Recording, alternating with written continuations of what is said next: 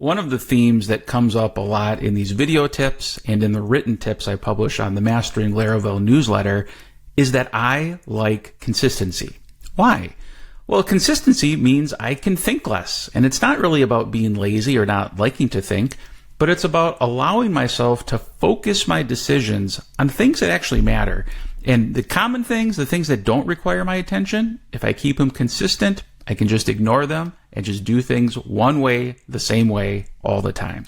Here's an example of that. If we look in my Composer JSON file, you'll always see this scripts directory. And now I can define my own scripts, right? So most of these in here are scripts that I've defined, like my CI script and IDE helper update and Larastan and all of this.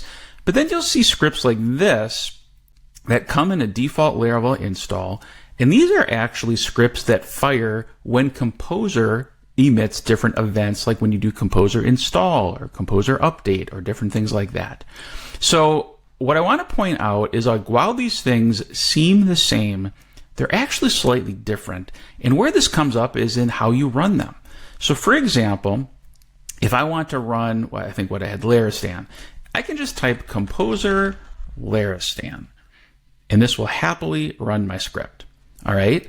Now, if I come down here and I want to do this, I'll just copy it, post autoload dump. If I do the exact same thing, Composer post autoload dump, I get an error.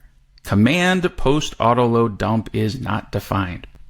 What it wants me to do is to do Composer run post autoload dump, and then it works.